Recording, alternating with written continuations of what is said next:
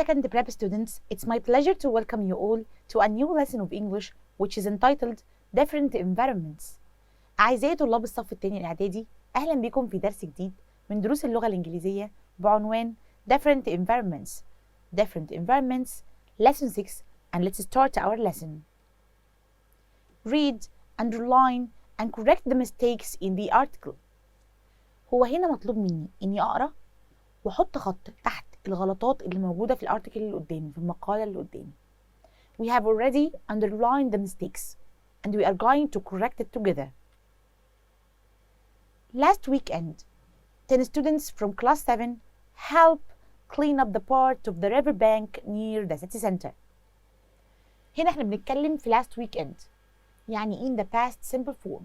So, 10 students from class 7 helped clean up the part of the river bank near the city center. The students collected 15 bags of rubbish. The mistake here أو الغلطة هنا عندنا في كلمة bag. Why? Because 15 is plural. So, bags.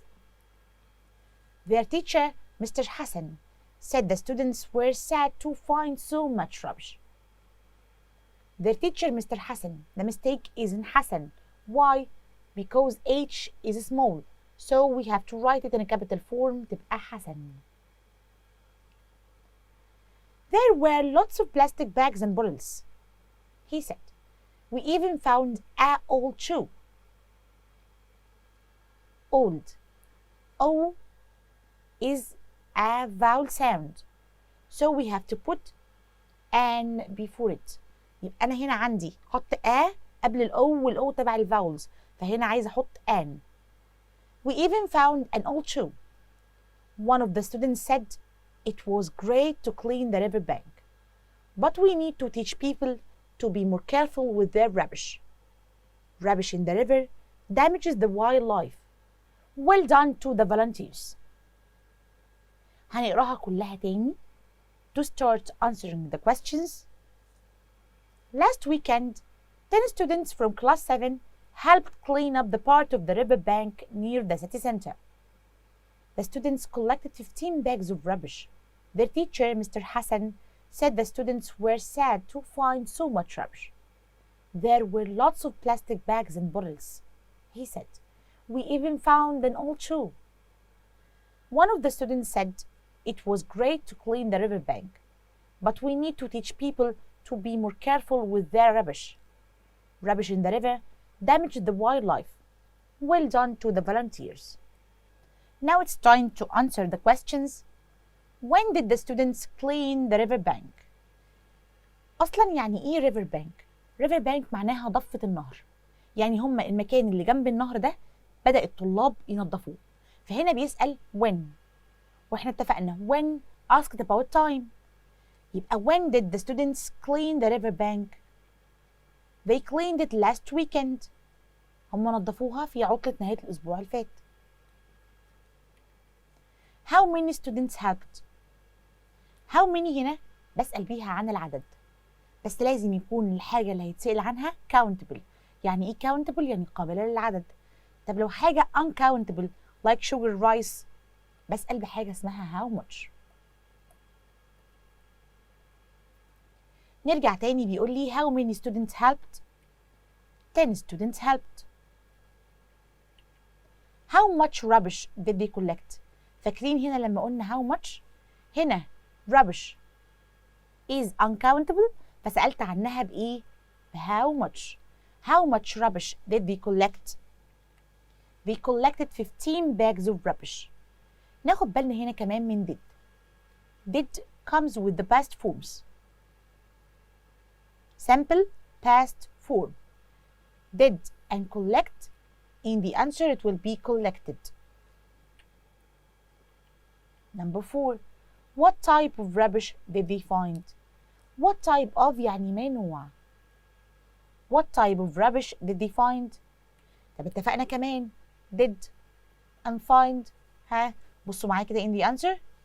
They found plastic bags, bottles and a shoe. طب يعني ايه shoe؟ يعني فردة واحدة من الحذاء.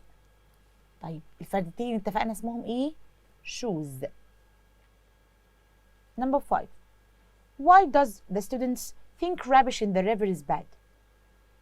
طب هم اتفقوا ان هم بدأوا يجمعوا القمامة من النهر. طب هنا بيسألني بيقول لي ليه الطلاب بيعتقدوا ان القمامة الموجودة في النهر دي شيء سيء؟ Because it damages wildlife. damages يعني بتدمر. يبقى هم اعتقدوا ان القمامة الموجودة في النهر شيء سيء لانها بتقوم بتدمير الحياة البرية. طب يعني ايه الحياة البرية؟ ايه مفهوم الحياة البرية؟ الحياة البرية دي مش بس بتشمل الحياة اللي هي على البر زي مثلا الغابات والجونجلز والفورستس. الوايلد لايف هنا مقصود بيها الحياة الطبيعية الموجودة في كل الأماكن الطبيعية الموجودة فيها. يعني زي مثلا الكورال ريفز under the sea دي كده وايلد لايف. The oceans, in the oceans we can find many animals and many fish. It's called wildlife. So now they believed that rubbish in the river is bad because it damages wildlife. Write a paragraph of about 90 words on recycling at home. هنا مطلوب مني أكتب paragraph من 90 كلمة، حوالي 90 كلمة عن recycling at home. يعني إيه recycling at home؟ إيه اللي هو عايز يوصله؟ اللي عايز يوصله إزاي هقدر أعيد استخدام المواد الموجودة ببيتي like paper or plastic. And let's start. أول حاجة بعملها to put a title for the paragraph. أعمل title للباراجراف. فهنا بيقول لي recycling at home. أخدنا بالنا كمان هنا we leave a space at the beginning of the paragraph. Recycling at home does not require much effort if you spend some time to create a comprehensive recycling system. This system starts with having places to store your recycled materials in the house, whether this is a box, bin, or bag. Keep the recycling container next to the trash can and will remind everyone to recycle as much as possible. Here are some sample tips to recycle more effectively at home. All plastic bottles can be recycled, from water bottles to salad dressing. So put all of them in your recycling container.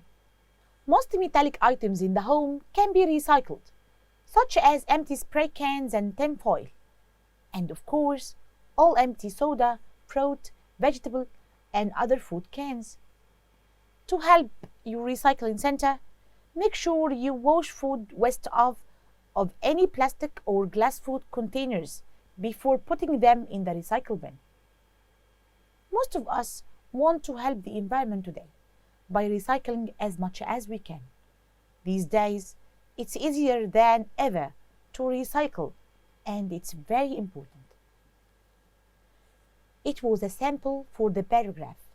يعني احنا لازم نتفق ان ده مجرد مثال عن الباراجراف. You can write with your own words. Now let's start to understand some of the tips or some of the points in the paragraph. بيتكلم هنا إن الريسايكلينج أو إعادة تصنيع الأشياء في البيت مبقاش بيتطلب مجهود كبير زي الأول. طب عشان مياخدش مني مجهود ووقت أعمل إيه؟ أبدأ أعمل حاجة اسمها ريسايكلينج سيستم، يعني نظام لإعادة تصنيع أو إعادة استغلال الأشياء دي. بيبدأ بإيه؟ بيبدأ بإني أعمل أماكن مخصوصة أبدأ ستور، يعني أخزن فيها الحاجات اللي هعمل لها ريسايكلينج. ممكن تكون بوكس، بين، or bag. وأخلي كمان الريسايكلينج كونتينرز دول next to the trash can، بحيث وأنا برمي الحاجة أبدأ أفكر فيها زي ما اتفقنا try to think. Is it recyclable؟ ينفع أعمل لها recycle؟ فلو answer is yes أبدأ أحطها in the recycling container. طيب تمام. هنا بدأ يكلمني عن some simple tips to recycle more effectively. نقط صغيرة كده هتساعدني إني أعمل ريسايكل بطريقة أكتر فاعلية في البيت. All plastic bottles can be recycled. أول حاجة لازم نتفق عليها إن كل الزجاجات البلاستيكية ممكن إعادة تصنيعها، فعشان كده هحطهم كلهم in the recycling container. Most metallic items in the home can be recycled. وكمان الحاجات المعمولة من الميتال ممكن تعمل لها ريسايكل. زي إيه؟ زي empty spray cans, tin foil. and empty soda, fruit, vegetables and other food cans. كل الكانز اللي عندي ممكن أعمل لها recycle. طب هنا في sample tab مهم قوي. عشان أقدر إني أساعد الريسايكل سنتر ده، الريسايكلينج سنتر بتاعي to be clean، لازم أعمل حاجة اسمها wash food waste off. يعني إيه؟ يعني أي بلاستيك أو جلاس فود كونتينر كان محطوط فيه أكل قبل كده لازم أشيل منه بقايا الطعام ده قبل ما أحطها in the recycle bin. وهنا بدأ يتكلم في الكلوجر، بيقول لي هنا أو الخاتمة بتاعت الموضوع بيقول لي فيها إن كلنا عايزين نساعد البيئة بإن إحنا نزود الريسايكلينج على قد ما نقدر. وthese days في هذه الأيام يعني حاليا in the present موضوع الريسايكل ده بقى أسهل كتير من قبل كده وأصبح كمان أكثر أهمية. Now we have come to the end of this lesson. Goodbye everybody and we will soon meet again to start a new lesson. وبكده أعزائي الطلاب نكون وصلنا لنهاية هذا الدرس وإلى لقاء قريب مع درس جديد.